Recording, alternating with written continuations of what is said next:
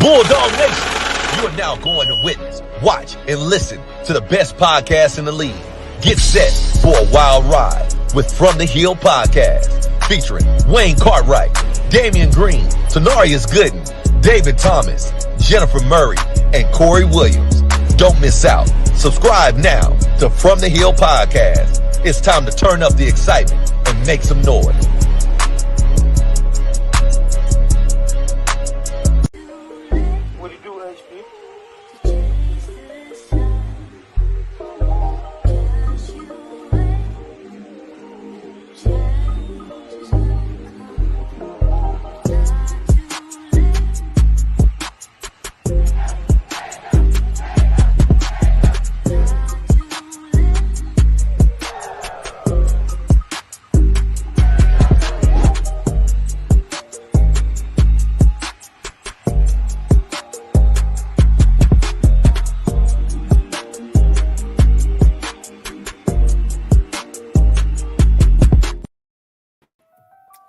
Well, good evening, everybody.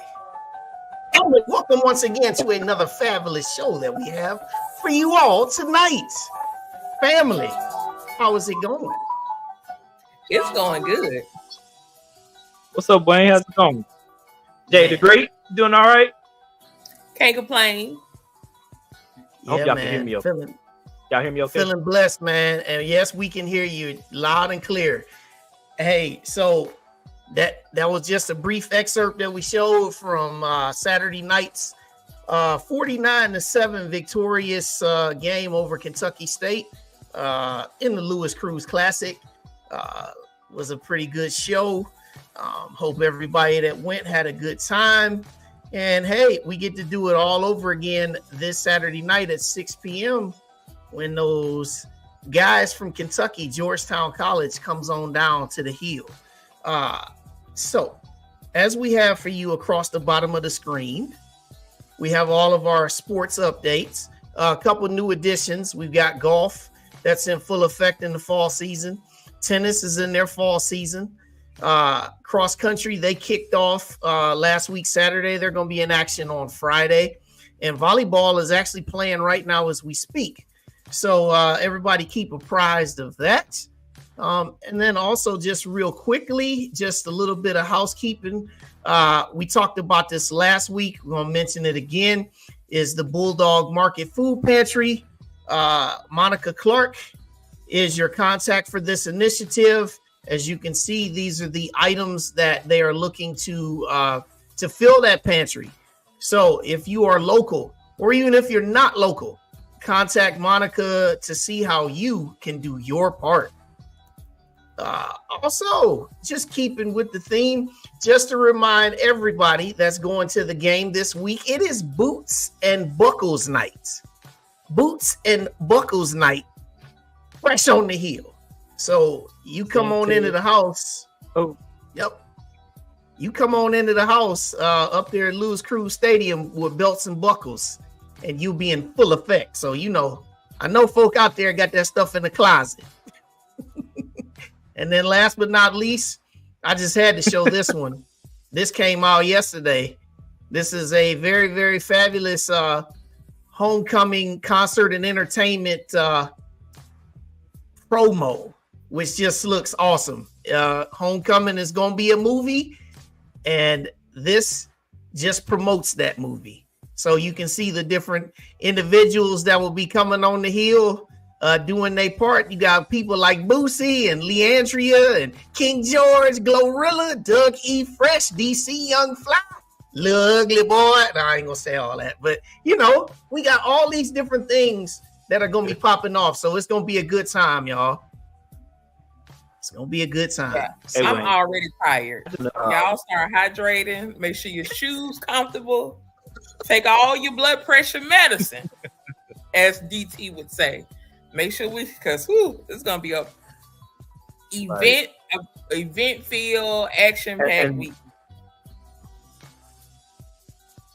And let's just give a shout out to the university, because for the past couple of years they've been creating events around homecoming for like every era of alum of the university. There's going to be something there for each generation of Bulldog to do. And so I just want to give a shout out to them for, creating these awesome lineups and these events for the past couple of years. So shout out to the university. Absolutely, man. And just before we get into our show tonight, just a reminder, everybody hit that like button, also share, do all these different things that we need, subscribe to our podcast, follow us on social media, all those big things. And yes, Jay White, yes, there is also a Bulldog welcome bash. Thank you, Jay White. So we want to make sure that we're definitely in that. Also, I like this. Yep, we can definitely send an Amazon package to the pantry, those that are not local. So you definitely can do your part. Hello, Miss Karen Simmons. Good to see you. So everybody, welcome tonight. Welcome, Bulldog. We're going to have us a good time. So without further delay, the two gentlemen that we're blessed to bring before you. This gentleman, one needs no introduction. You know him very well. The other one we're going to present. Many of you are affiliated with his work. He is the former athletic director at FAMU. He currently serves in facilities planning, capital planning, in the athletic directory field for Nebraska. So it gives us great pleasure tonight to welcome on these two esteemed gentlemen, none other than Mr. Kortne Gosha and very own A&M's athletic director, Dr. Paul A. Bryant. Good evening, gentlemen. And Kortne, take yourself off mute. There you go, brother. Good evening, gentlemen. How are you? Good evening. All right. Good Bulldog evening.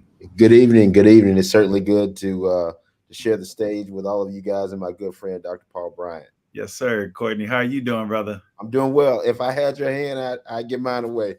Oh, I don't know about that. So you guys have traveled many miles in this profession, and what we entitled this episode tonight is Inside the Life of an Athletic Director. Now, we know that there's been so many things that have been said and mentioned over the last couple of weeks with football kicking off. A lot of people have talked about money and payment games and all these different things. But tonight, we want to just basically give everybody the chance and the opportunity to learn the life of an athletic director. So tonight, I'm going to start us first, and I'm going to put this first topic right here on the screen, okay? Both of you guys, this is an open discussion. Both of you can tag team and talk about it according to your own flow, but the athletic director 101, for those that do not know all the things that an athletic director does, the job, the workload, the hours invested, all the above. We'll go, Kortne, you can start this, and then Dr. Bryant, y'all just kind of flow together on this. Absolutely. No, well, I appreciate the question. And, obviously Dr. Bryant, he can certainly share some insight. But, for me, athletics is always kind of been near and dear to my heart. Grew up, I'm a Birmingham, Alabama native. I had a lot of friends and family. I went to the Magic City Classic, right? Grew up in that, and right over there by Legion Field. And so athletics and sports in general has kind of always been a part of my DNA. And I had an opportunity to really cut my teeth in sports by being an equipment manager at Jacksonville State University. And just with time, you kind of fall in love with it. And I realized that this was a profession.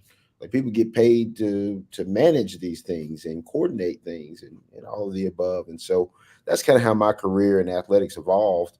And then naturally the administrative route, just from the responsibilities and things that you have. And so typical workload in the day of an athletic director, typically they start early morning because, in this day and age, your teams are practicing at 5, 6 in the morning before kind of classes start from that perspective. And so, depending on what's going on in your athletic department, if there's events or games or things, it could be a late night, 10, 11 o'clock at night before you kind of make it home, so to speak. But, there's extremes, and obviously the variety of places that I've worked, it just kind of depends on what the nature of what you're doing. But, in my time at FAMU, it was a little bit of a turnaround job, right? And so it was thankless in some categories where we had to do some really heavy lifting. And we really had to establish a lot of things and what's critical and what's not. When I got to FAM and I took the job, balancing the budget, raising money, and NCAA compliance issues were the top three things that we had to really tackle, right? And so there was a lot of late nights in the office, really kind of spending time with myself and studying what our challenges are, where some of our opportunities may have existed. And then picking up the phone and calling people like Dr. Bryant, your other peers in the conference to say, hey, this is what I'm experiencing. This is what we've got going on. How have you navigated these waters? Because in intercollegiate athletics, it's not really reinventing the wheel. You kind of learn from others and who've had similar experiences, and who are your mentors. At the time that I came to FAM, I was coming from the University of Miami, and so I spoke a lot to Blake James, who was the athletic director then. And so some of our problems and some of our circumstances were similar, but also different resources, right? And so understanding that, but then there's also nuggets and things that you can kind of learn.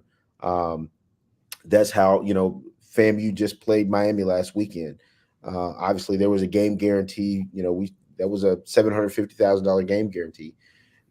That relationship that I had with that AD at Miami in my time at FAMU was the catalyst for that, right? Because the relationships there, you start talking about the need and the opportunity to connect, and quite frankly, there was a lot of Rattlers in South Florida. It made a lot of sense for us to play that game. And so I think on any given day, you can have a normal work day, and on any given day, you can have really exciting and great things happen that derail your day. I was fundraising in Atlanta, and I got a call from Nike, about a LeBron deal, right? And so it derailed my day, right, in a good way. But so again, in this world, in the work we do, the commitments around making your program better, investing into these students that we have the opportunity to serve and to lead. I echo everything you said, but I did it differently. I was a basketball coach. I was a junior college basketball coach, then got into the NAIA, and we transitioned to Division II. And so I went the coaching route. And I was also the associate AD as the head basketball coach at Urbana. And our athletic director left. And so the administration asked me if I would step up and be the interim AD. And once I got that feel about how to manage, and I knew how to manage my basketball team. And so then they said, well, we need you to manage the entire department. And I took a liking to that. And I have been a business owner. So doing that and still being a business owner, I knew how to operate the business part. And so I looked at athletics as a vehicle. I always said I wanted to be at the Division I level and coach at the Division I level. And I never thought I would be the administrator at the Division I level, but being that, and like Kortne said, being able to contact people, contact your peers, that's how I really got my teeth cut.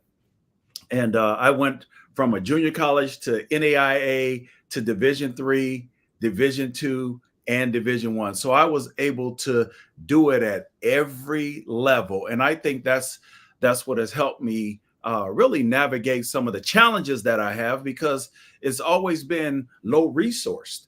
I'm at the junior college. And so making things happen that typically don't happen at a junior college and move on up. So I'm used to that. I was used to that. And so the biggest challenge for me coming to Alabama A&M has been the culture change. We have a very rich in academic culture, but we haven't been as successful athletically. So how do we get that and really marry the two, increase what we're doing in athletics? And so we're being intentional about certain things. And you talk about the work day. My day starts every day at 4:30 a.m. And I get up and I do my reading. I do whatever I need to do, my exercises and everything, because I have to be mentally strong to move on through the day. And if you don't get your mental part ready for the day, and like Kortne said, things happen. Like he got a call about LeBron, and so he have to be ready. You have to be ready for all things. And I think being an athletic director, first of all, I think it's the best job at an institution, because we're able to touch a lot, and then we're able to project our vision for the institution in athletics. So I will end it there. All right. Well, Dave, you got the next one. Yeah, I think everything. Yeah, and I think everything with what they just mentioned, managing, running athletic department is no easy task. And we know that you guys are great at, what you do. You guys have some really good success. But behind, a great athletic director and his success is a great staff as well. And so I know AD Bryant, every interview that I've seen you in, you've always thanked your staff, because you couldn't do what you do without your staff. So if you could both talk a little bit about, you have this vision for the athletic department, you have this goal where you want to see it grow. What goes into your thought process when you're hiring your staff, bringing on certain staff members to fill certain roles? Just talk to us a little bit about that. I agree. It's not really the AD. We will project a vision, but it's the staff that actually do the work. And you have to get staff that are vested in your goals and in your vision. You have to get a staff that has content experts. And then you got to get a staff that's passionate about athletics. And I think my staff, I put my staff up against anyone. My staff they have done a phenomenal job at creating a championship culture. And so when I talked about that's the challenge, is really telling the coaches that you expect excellence.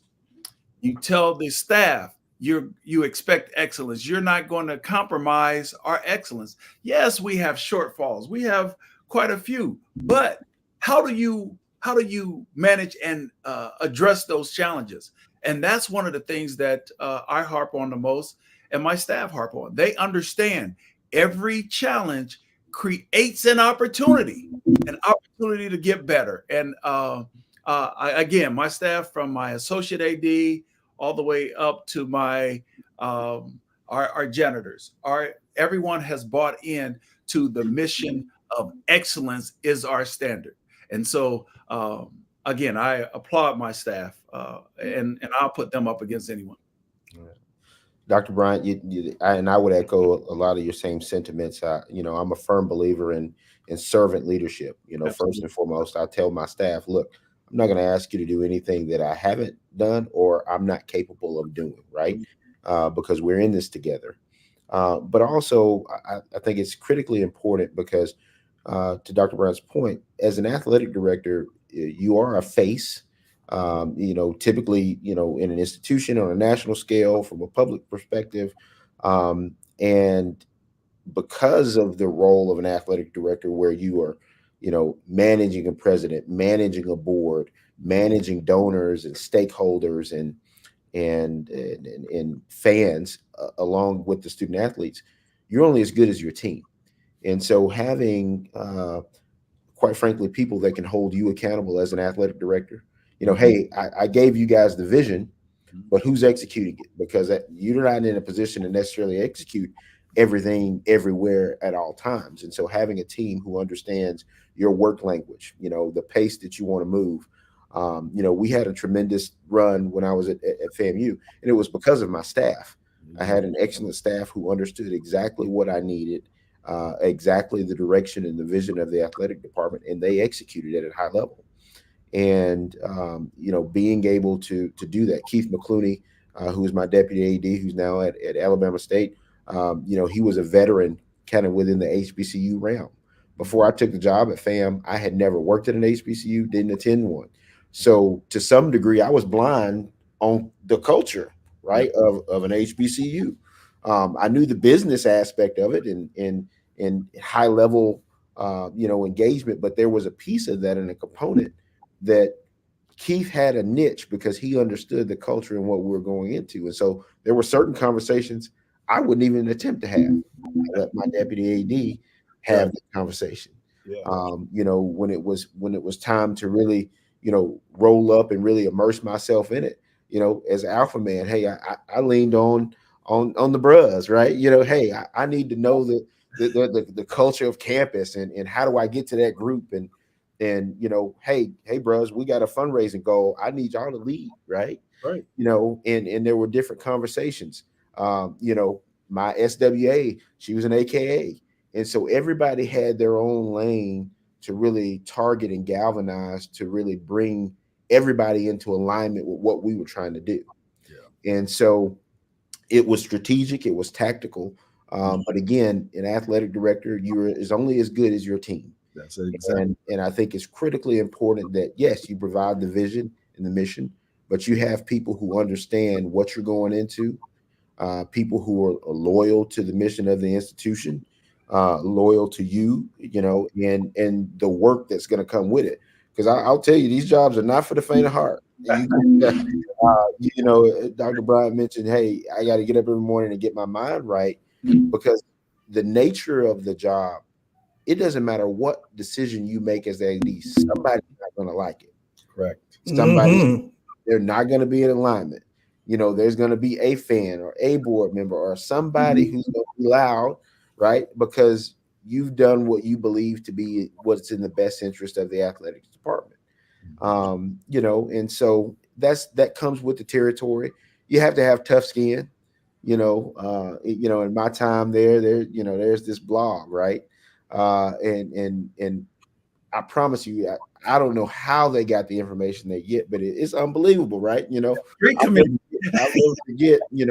I'll never forget, I purchased a house in Tallahassee, and within 8 hours of me purchasing my house, it was on the blog. I'm like, man, I said, that's kind of creepy, but the reality is, it's unique because a lot of alumni, a lot of supporters and stakeholders and stockholders, they are proud of their alma mater. They are proud of their institution. And to a certain degree, they were proud to have you as their athletics director. And so it wasn't a negative for me, those type of things. I looked at it as a positive. And, and my staff would joke, they would say, in Tallahassee, you kind of like this hood celebrity, right?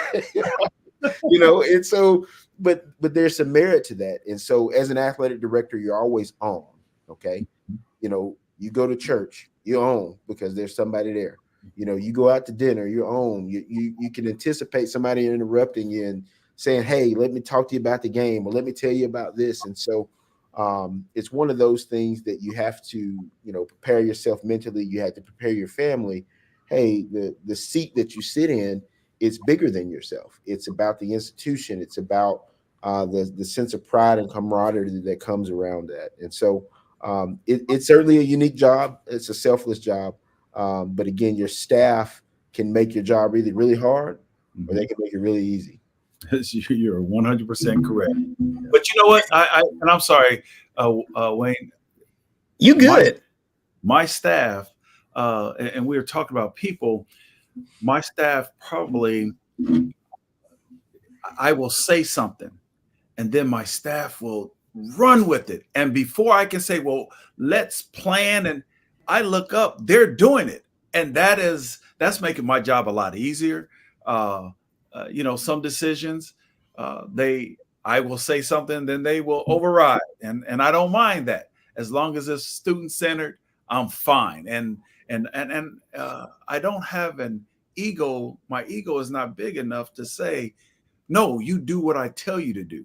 It's about, let's do what we feel is best. And I profess I never have said that I was the smartest guy in the room. However, we all are smart and we all are powerful when we're doing it together. No doubt. Awesome. Yeah, for sure. For sure. Hey, real quick, Jay, a couple funny things that came in the chat. Corey said, tell LeBron to contact Dr. Bryant. You know, give him his number. It's 256. No. Hey, I've been there, done that. Hey, my good friend Ashley Robinson at Jackson State, he used to give man, you ain't gonna share. Hey, we had to keep that one to ourselves for a little bit. Right. Sorry, Jay. Go ahead, Jay. All right. We're going to get into the HBC experience, and y'all kind of touched on it in the previous round, but I do want to go into. I want y'all to just talk about some of the challenges because, as you've mentioned, there are a lot of armchair ADs from home that tell you what you should do, what you shouldn't do, why y'all did that, and oh my goodness, why did you schedule a money game? And oh my goodness, why is this? Why is this? What change is this? So could you tell us and tell them what are some of the challenges that comes with trying to build a department to compete in today's climate?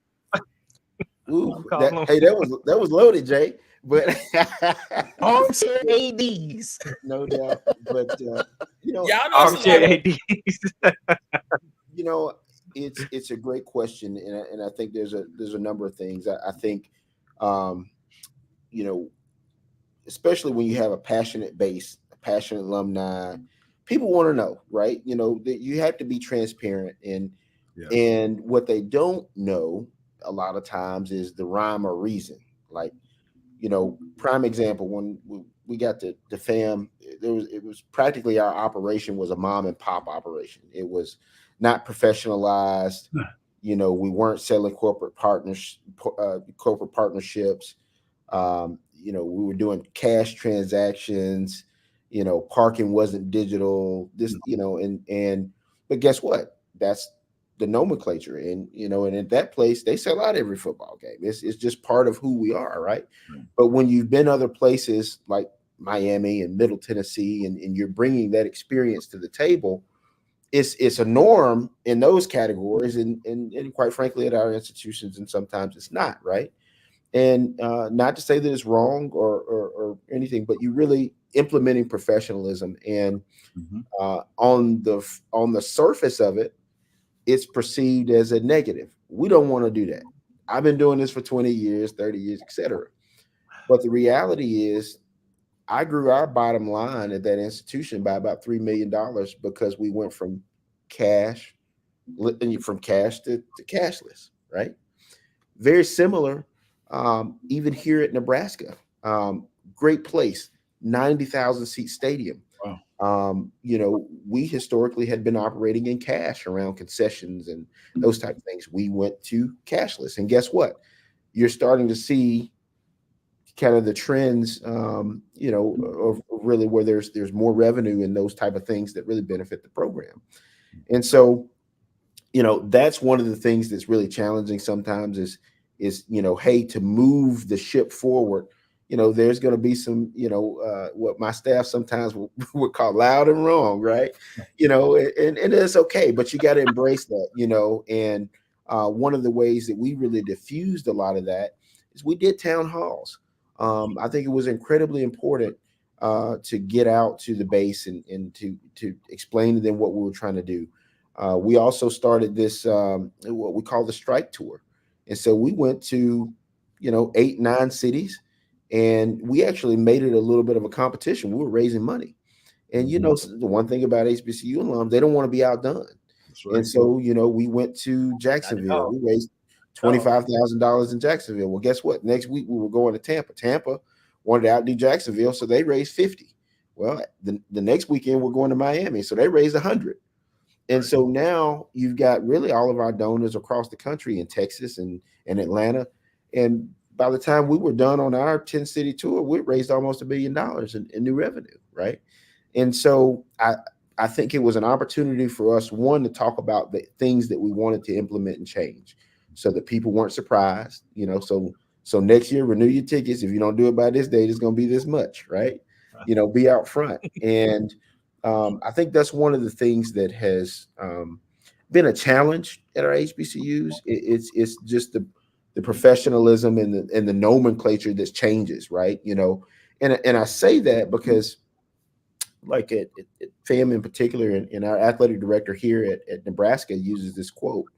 You know, we're not chasing the trophies we already won. We're chasing new trophies, right? And to get to the new trophies, the evolution of who we are has changed.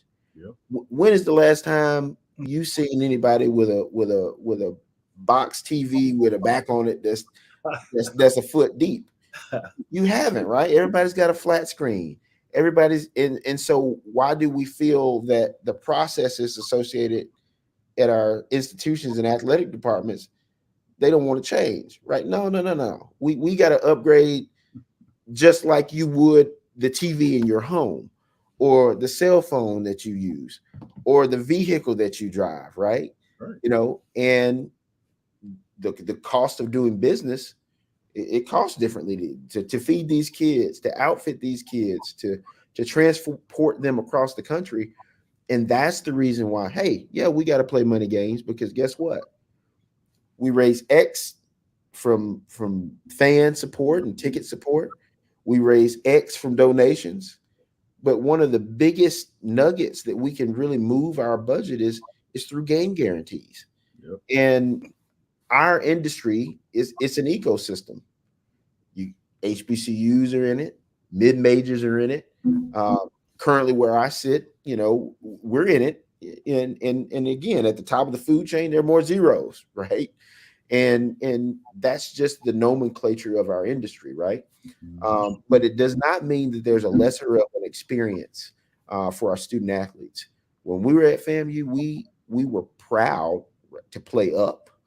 You know, we went and played South Florida, and it was a game, right? It was an opportunity for our kids to play at an NFL stadium, which again, everybody doesn't get that opportunity. And then when it came time to take care of business within our conference, we did that, right? And so even though those are opportunities to play up, it's an opportunity for our kids to play on a larger scale, get national exposure, have an experience that maybe they would not have had.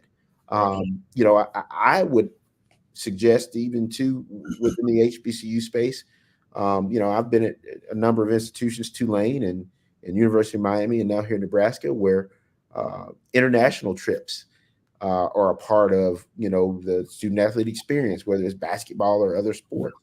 I think that's something I personally would champion and advise, you know, for HBCU athletic directors, give our kids that level of exposure. And I think it's important that those things happen. I agree. You know, you hit everything that I wanted to say. I mean, you said it perfectly. I think another big challenge is the NILs. And so the collectives. So everyone, you can make money now. And so we have to play money games to create that narrative. And our president said it last week, why we do that, because we have to create a revenue source that we typically don't have, just because now players can be paid.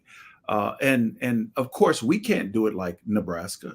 However, we can do it at a level that we can sustain ourselves. And it's about sustainability here. And I think we're on that cusp of doing it at a high level. And you know, having a president like we have, you know, Dr. Williams, that's his vision, that's his goal. And so when we talk about our challenges, I'm able to tell the president, here are some of the challenges, and he has the foresight to really go out and make sure that we don't have those challenges at the greatest level. He has really put some resources behind us. That's awesome. That's awesome, man. It's just some of the things that people are quoting. It said, we are not chasing trophies. We already won. We're chasing new trophies. They definitely can frame that saying. That's then, exactly right. And then this one That's here, I the like this one. Get rid of all the box TV. You're right. You know, one of the things that my staff says is, why are we focusing on or still acting like we got rotary dial telephones? We don't have those. We have cell phones. You can move around. You don't have the cord. And so that changed. And you don't have to, when you talk about the box TVs, the 8 tracks, we changed. And although we didn't want to change, we had to change. So, Kortne, I'm going to tell you, the one thing I love that you said is about the cashless and how the revenue grew. In 2025, that's Alabama A&M. We will be cashless, and we're saying it now so everyone will know. In 2025, Alabama A&M will be cashless, and we're expected to see that exact growth that you just talked about. Very good. Very good. There it is. Well, we're gonna keep it rolling, man. Hey, this is somebody else said, man, we came at the right part of the sermon. The next one here, you know, when you talked about NIL and raising money and things like that, that is the perfect feeder into the next part. So I want you guys to talk about your approach to boosters, sponsorships, and donor relationships. Now I know, Kortne, this is right up your alley, especially too because of what you do with capital planning and facilities too. So, you know, this should be another hot topic. Let's hear this one. Yeah, I would say, and just my perspective, I think as an athletic director, one of the key things that you have to do is create alignment, right? I think, nomenclature is important, but I also think transparency and process, right? Like when I got to FAM, they used to call everybody a supporter. And I said, well, wait a minute, are we talking about jock straps here? Well, a supporter, let's change our nomenclature, right? Like, folks, all right, here we go. They're donors, right? We're soliciting donors. We're not going to talk about supporters, right? Because guess what? Somebody can support us. Oh, I wish y'all well. Yeah. Wishes is not going to put uniforms on these kids' backs. We need dollars, right? And so let's talk in dollars and cents, right? And so we need donors. I think that was critically important to our approach at FAM in particular, but it was also an approach that I learned at other places, right? I'll never forget in my role at Middle Tennessee, I oversaw capital projects, facilities, and all those type of things. And we had a donor who was excited about tennis, had a tennis affinity, and we talked about building this facility and doing a bunch of other things. And so we made the pitch to him. He told us that, hey, come back in a couple of weeks, we'll talk. And so I'll never forget, we get back from the bowl game, and it's December 23rd. Matter of fact, I'm getting ready to pack up to go to Birmingham to my mama house because there was some macaroni and cheese and some peach cobbler that was calling my name. So, I'm getting ready to get ready for Christmas and head home. And so the donor said, hey, can you come by the house? And I'm like, on the 23rd, you want me to come by your house today? And so, the selfishness in you says, no, I'm not going to go. Right. But the professionalism is saying, you know what, let me, it's clearly it's urgent. Right. And so, I decided to stop by the guy's house. We started talking about this tennis facility, and on the spot, he wrote $1 million check. Wow. Right. And so I tell people all the time, in these roles, they're untraditional. Your hours aren't normal, right? Your phone doesn't stop ringing, but you have to avail yourself and make yourself available in this aspect, because when you want people to buy into your vision, you want them to do whatever it takes, right? That's right. Well, you also have to be willing to do whatever it takes to make sure that you can execute the vision and the reality. And so that was the first time that I'd ever raised money. And I raised money because the gentleman was invested in the fact that, one, I came in an untraditional time, but then two, I was able to articulate what the grand scheme of things were. Well, I take that forward. I move forward, and My time at University of Miami, we built a Carol Sofer indoor practice facility. You know, the AD actually brought me into that conversation, and it was my first time in front of a billionaire. Well, guess what? We got that money. And so the transition to FAMU was no different. Now, the numbers and scale, you know, may not be at that level, and that's just the reality of it, right? But in my time there, we closed one of the largest gifts in institutional history. We got a $13 million gift to keep the football stadium open, right? And people think that happened overnight. No, you know, because we went to the governor's club and we talked to people that didn't look like us, right, and we formed a relationship and we formed alignment. And, you know, I take that experience to Tulane. You know, we start talking about building an indoor football facility and doing a bunch of things. We raised $45 million in 6 months there, right? And so even though I'm not a fundraiser, right? But once you've kind of stepped into that space in athletic, you're always a fundraiser. Mm-hmm. I tell everybody on my staff, everybody's a fundraiser. Yep. Because you know the mission, our core values, and why we're doing what we do. Mm-hmm. And so, you know, I will say raising money, depending on your institution, and it can be harder, right? And in some places it can be easier. Raising money at Middle Tennessee was very difficult. Raising money at FAMU was very easy, just to be honest with you. The donor base there, you know, we're graduating pharmacists and doctors and lawyers and engineers, right? And so the alumni base was different, and they had a desire to be great. Mm-hmm. And so raising money at that institution was really easy. At Tulane, I didn't have as many donors, but the donors that we did have, you know, you had a couple in the billionaire club, you know, you know, those type of things. And so the conversations were different, you know, to a degree around maybe value, but very similar around mission and purpose. You know, here at Nebraska, it's unbelievable, right? You know, we're in a community where we have, you know, a lot of people who are farmers and agriculturists and all those type of things. But guess what? You know, we just dedicated a $165 million football operations center 2 weeks ago. That there's not another one like it in college athletics, right? And it was 100% philanthropically supported, and that's rare. You know, that's rare in today's landscape of college athletics. And so I've had a variety of different spectrums, but I think you take all of those experiences when you have an opportunity to be an athletic director and you bring it to the table. But as much as you can be transparent with your donors, your fans, anybody front facing, your president, because sometimes, you know, sometimes presidents can, hey, we don't want you out there raising money because we're raising money for this. You have to have a relationship and alignment to really position yourself to have success in that category. That is true. Yeah. The friend raising is one of the things that you said as well, is I think is vitally important when you're fundraising. And then you look at linkage and capacity. So we do a thing. We look at the linkage and what are their interests. And like you said, tennis was that one guy's interest. And so we look at that as a whole. What is your interest? And we've been blessed this past year from one of our most famous alums, you know, John Stallworth, who gave over $1 million to the institution.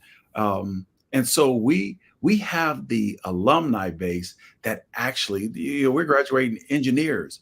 We have the alumni base that could do it. What we're trying to do is get them re-engaged to what we're doing, looking at the mission of the institution, looking at where we're going so that they can too feel proud, because again, they want to know where their money is going. So we are being transparent. And I think now the alumni base, VP Ali, Vice President Jamal Ali, he's over the foundation, he's over marketing and communication, and what he does a great job at really fundraising. He's going out there establishing more of those relationships. He's an alum, so they have an association with each other. And so I think once we truly are able to get them involved more, I think our alumni giving, as well as our philanthropic approach and giving will be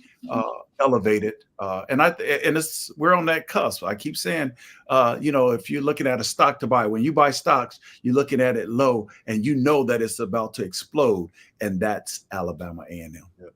Yeah. That's a good point, Dr. Bryant. What I would say too is people like access. Yes. People want to be a VIP. They want to be able to have access that other people did not. One of the things that, again, I talk about staff strength, Deputy AD Keith McClooney implemented, was we implemented the Gaither Society at FAM, which was the highest level of of giving to athletics. Mm-hmm. Minimum gift was $25,000 a year, right? And so most people are like, you crazy. No, ain't nobody's going to do that. Year one, we had 15 people jump in at $25,000 a year. And the access and the level and the things that we gave them was certainly worth it. Right. Things like, hey, look, when we rolled out our Nike deal, everybody wanted LeBrons, right? those 15 people, yeah, they got them. Yeah. Right? Absolutely. Hey, people like to travel with your football team. Mm-hmm. Hey, come to Tallahassee, get on the plane with us. We're going here, mm-hmm. right? You get to see it front row center, right. Those type of things. And so people will pay for access. Hey, I want the parking spot right next to my gate that I'm entering in, because right. I don't want to have to carry anything, right? There's a premium for that. And so I think one of the things that I've learned in some of my other experiences at institutions is put a value on your stuff. Absolutely. Don't give it away for free, right? Put a value on it. And guess what? People pay for that. When you go to the club, people pay to go to the front of the line, right? Yes. It's that the cost of that ticket is not the same as general admission, right? Right. And so I think we have to look at our athletics departments in that way now, and I learned a lot of that from my time in Miami. Mm-hmm. You pay for exclusivity, you pay for access, you pay for that premium. And those are things that really move the needles. And so I would also joke with our folks at FAM. I said, there's a difference between a stakeholder and a stockholder. All right. Like, so look, if you want to buy stock in what we do, we need you to join this level. Right. If you got stake in it, well, that you're not as invested as this person. That's so, right. We're going to make sure that this person, is accommodated in this way. And, last I heard, I think that number within that group is almost tripled from the time that we started that in 2020. Right. So, that's new money. That's new money that wasn't there before. And so I think you've got to find ways to create that type of inventory for your boosters and your donors. Absolutely. Yeah. All right, Dave. Yeah, so my next question, and you guys have been giving us some really insightful information into the life of the AD, so I appreciate all of that. But I've always wondered how, with everything that you guys do, how you build, the relationship with the student athletes and the role you guys play in reinforcing that title, student athlete. A lot of times we can drop that student part off and just focus on the athlete part. But the reason why they're at our institutions outside of playing for the teams they play for is to get their education. So building the relationship with the athletes and reinforcing the student and student athletes, how do an athletic director play a part in that? And you two specifically. Well, you have to be intentional. You have to be intentional in your approach at the academic part. Remember, they are here to be student athletes or students, and then athletes second. What we do here at Alabama A&M, we make sure that we have the tutor halls, not study halls, but tutor halls, where we actually have someone there who can help them get their deficiencies. And I'm proud to say, by being intentional, we have over 72% of our student athletes are on the AD's honor roll. That's a 3.0 better. And so when you look at that, we have the traveling tutor halls where each person has a laptop. We have Wi-Fi, and then we make sure that we have a tutor on every trip, on the majority of the trips. I won't say every trip, on the majority of the trips. But then they do their study halls and things when they're on the road. And then our academic folk, Miss Abiola Wilson Brigman, she's my SWA. She's been with me for, I think this is our 10th year together at institutions, and she has put together a program that ensures that our student athletes are getting the academic. They have a better working relationship with the other side of campus. We have included the registrar to be a part of the process of everything we do. Our provost is so ingrained into athletics where we have that 72% student athletes above a 3.0. So I think me also having an open door policy for all of my student athletes, I will be in a meeting and my student athletes will come and they said, I need to meet with AD. If it's not the president or a board member, I typically am going to step up and meet with our student athletes. But they know that you care about their academics. And so, again, being intentional in our approach and ensuring that is taken care of. No, Dr. Bryant, you're absolutely right. And one of the things that, holds true to today and even, where I am now is we talk about rings and degrees, right? Yes. And not to say that the ring comes before degrees, but that's why you're here as a student athlete, that experience. And a lot of times as an athletic director, you get to weigh in and meet recruits, right? And when I have the opportunity to meet a mother or to meet a father or a grandmother, whomever that caregiver is, and they release their child into our care, it's my obligation, it's our job to make sure that they represent their family and that they get that degree. In recruiting, a lot of times we think it's a 4-year decision. It's really a 40-year decision. Yes, because coming to these institutions to get a degree, you are going to determine the next 40 years of your life. And trust me, when the clock hits 0, right, your eligibility will end, right? And not everybody has the opportunity to go on to greener pastures and to have professional athletic opportunities where quite frankly, you're going to make life-changing money. The vast majority actually don't, right? And so that degree and the value of that education is one of the most important investments that anybody can ever make in you. And that's what we've sold to every student athlete at every institution I've worked to. And again, that commitment that we make to their parents, that's what it's about, right?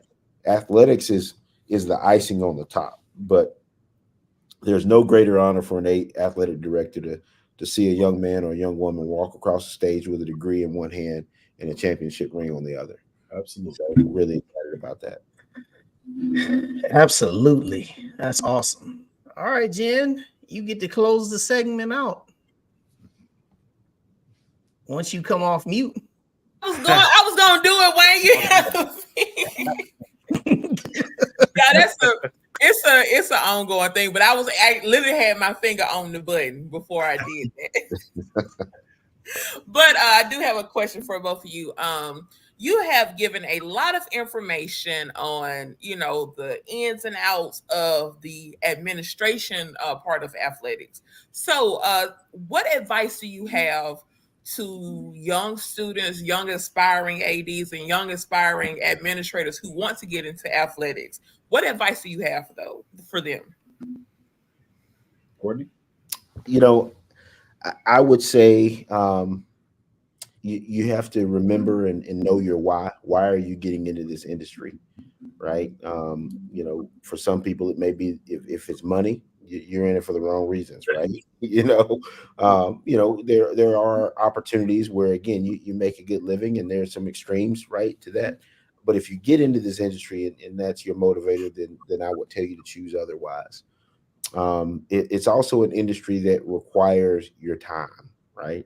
And so if you are, focused on your time and your wrong industry, right? Yeah. And so, I would tell people, be intentional, find your niche. If you love supporting young people, if you love higher education and the academia that's along with that, athletics is a great opportunity. It's a great opportunity that you can make it what you want.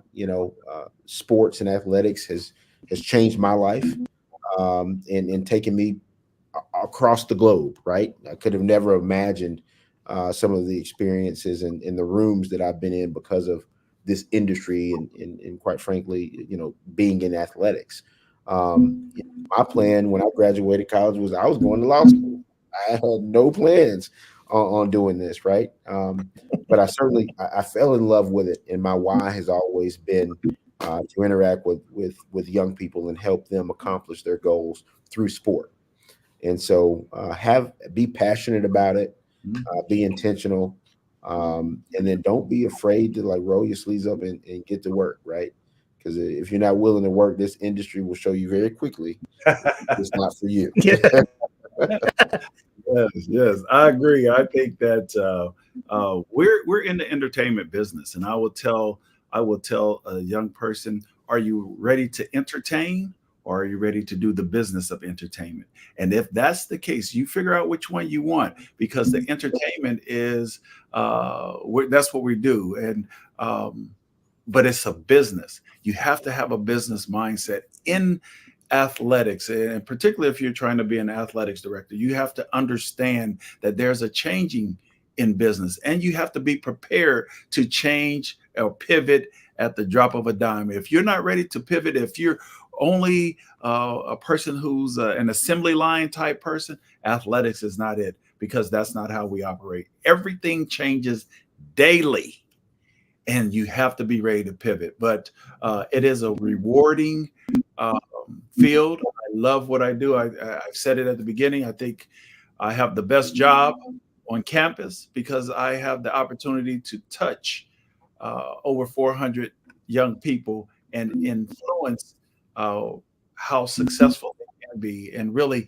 help them see their vision. So if you're willing to do that, I think athletics is the place to be. Yeah, and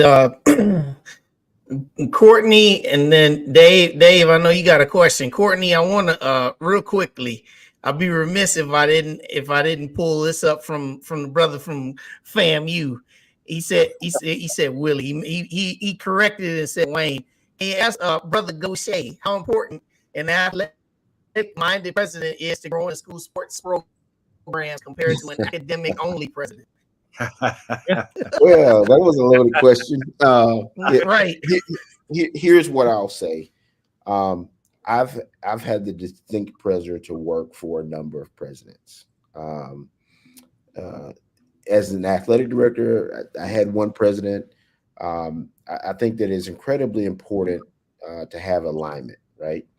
And there's no secret. At the beginning of my tenure at FAMU, we had alignment, and we got some big stuff done. Biggest gifts in school history. Nike deal, won the swag, first, in the playoffs for the first time in 21 years. But what happens too, especially at an institution that has not had or seen success at that level, right? It starts to kind of scare presidents, because they're like, well, wait a minute, is the athletic enterprise more important than the academic enterprise? And this is where AD jobs become difficult, because everybody knows that the academic enterprise is more important, right? But athletics, people are more passionate about. It's going to be on the front page of the newspaper. The reason FAMU had a documentary and Will Packard and Stephen A are at homecoming is not because of our academic prowess, even though it was a good one, right? It was because of the athletic engine. And what happens, and what I've, and this happens at institutions across the board, it's a balancing act, because you have to balance expectation and priorities sometimes, where, hey, athletics, you got to take a back seat to what's happening. In my time at Tulane it was probably one of the elite academic institutions in the country, right? And athletics for a while at Tulane, it was Mr. Irrelevant. Well, shucks. Next thing you know, we're playing in a Cotton Bowl in Jerry's world and beat USC. Right? Wow, what happened? now everybody's on this bandwagon talking about what's happening in athletics, and now the profile of the institution is perceived to be, lesser. Now, the reality is great places do it together, and all tides rise together. And I use University of Alabama as an example. Before Nick Saban got to University of Alabama, it was a rare regional school, low profile. But you got to think about it. As they had athletic success, now they're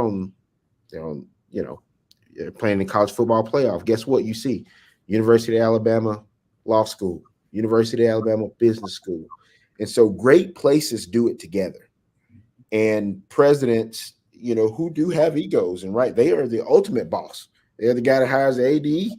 They're the guy that signs off on the coaches' contracts.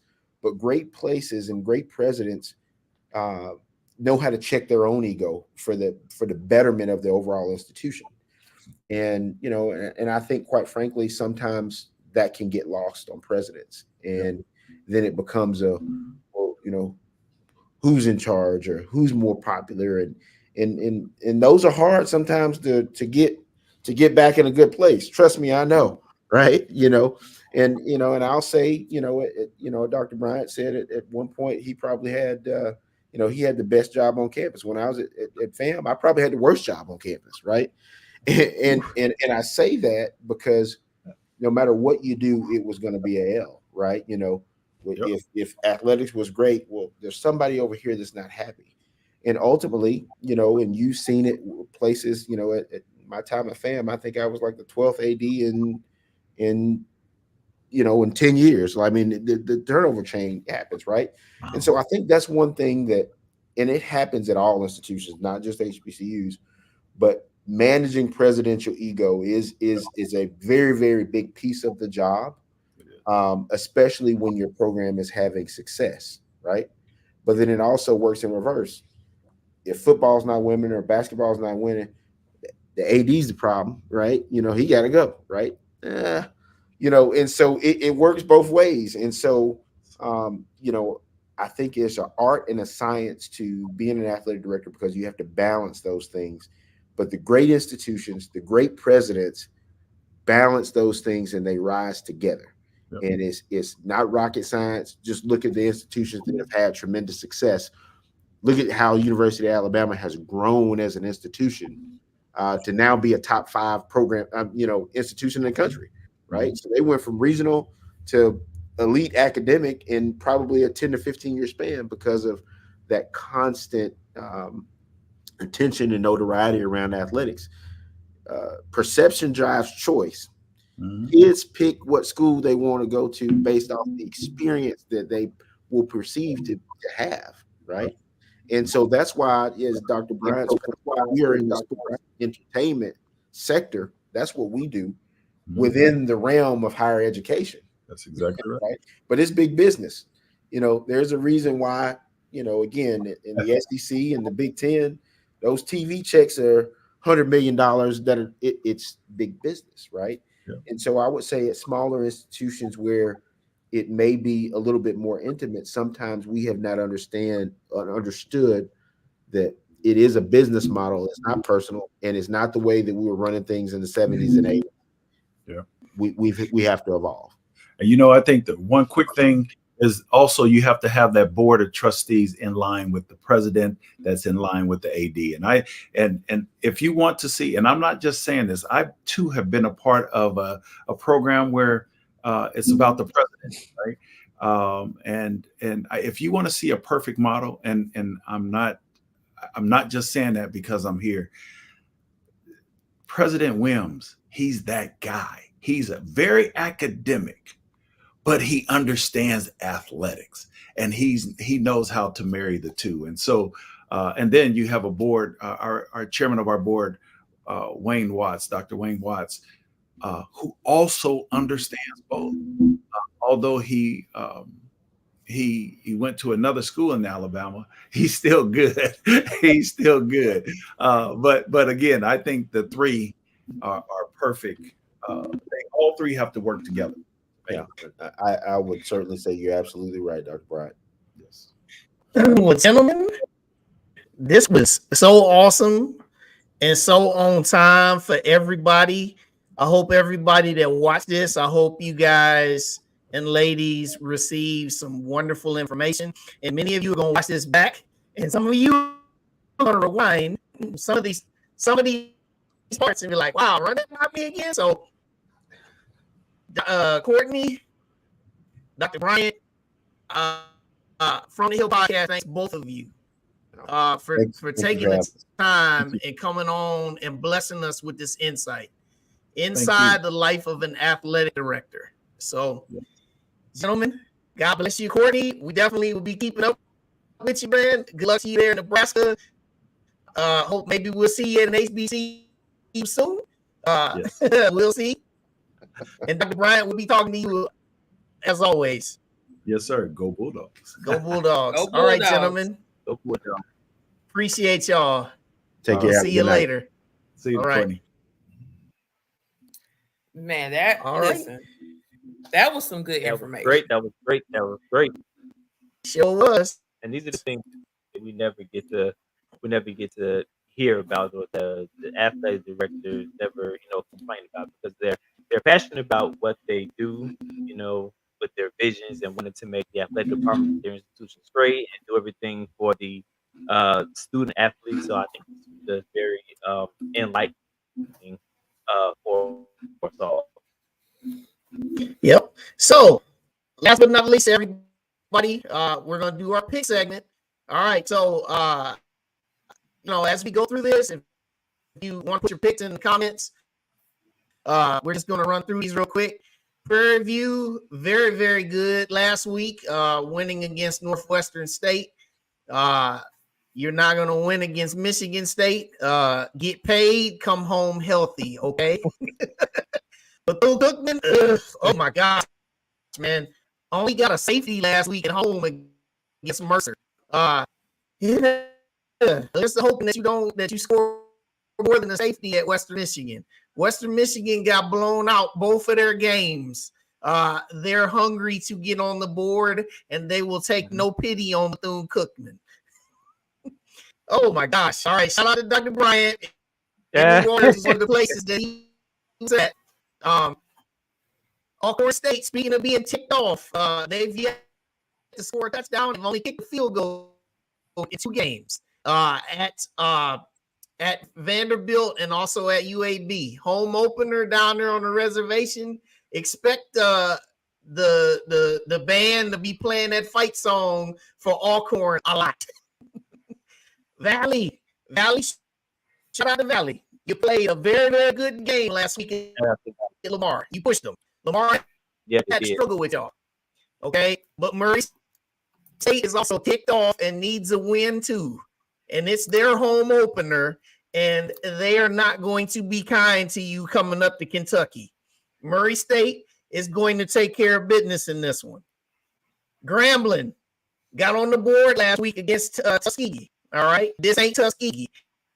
A&M Commerce is a pretty solid FCS team playing in the Southland Conference.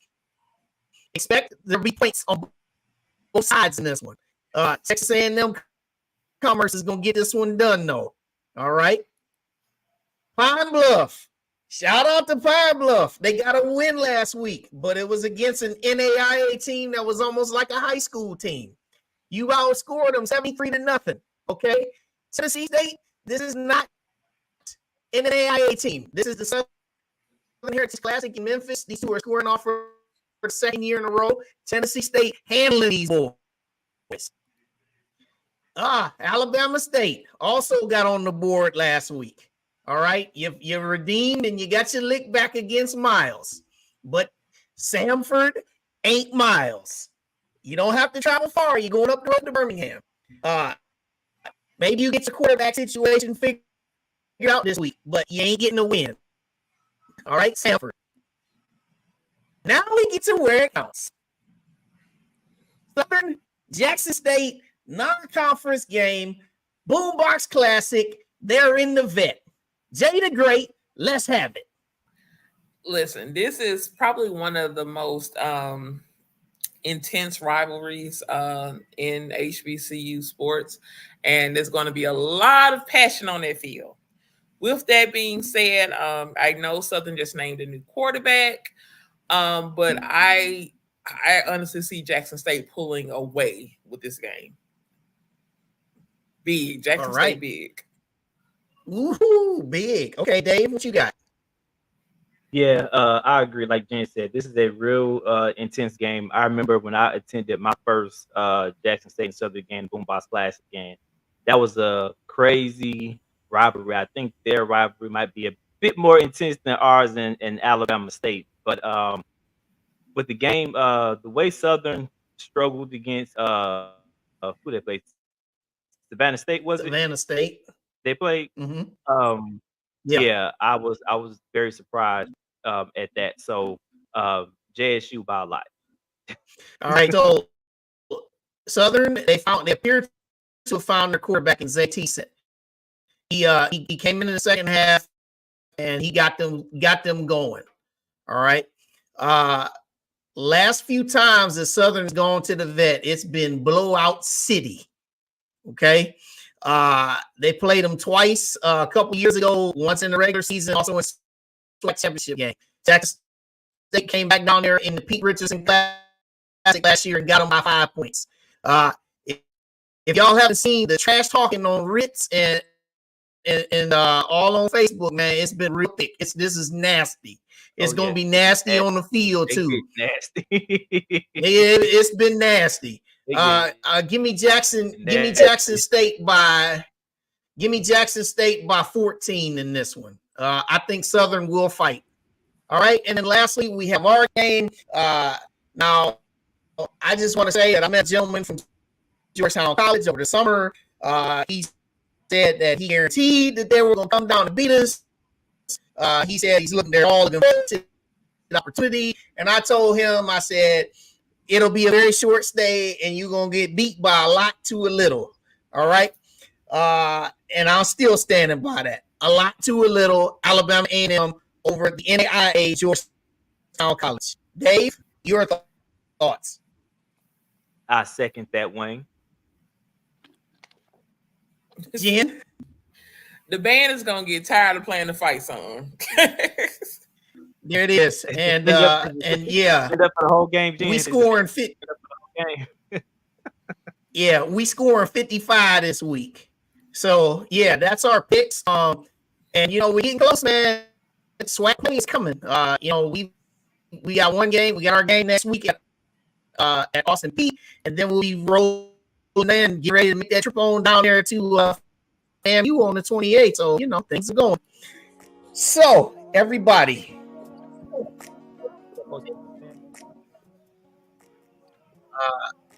So thankful that we had Kortne Gosha and our very own Dr. Paul Bryant come on.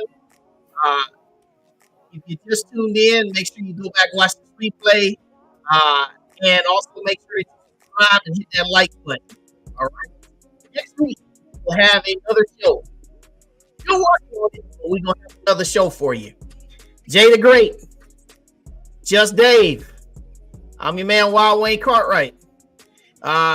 Everybody enjoy yourselves. Enjoy the games this weekend. And everybody, we're getting ready to tune into a debate. So God bless you and good night. See you next week.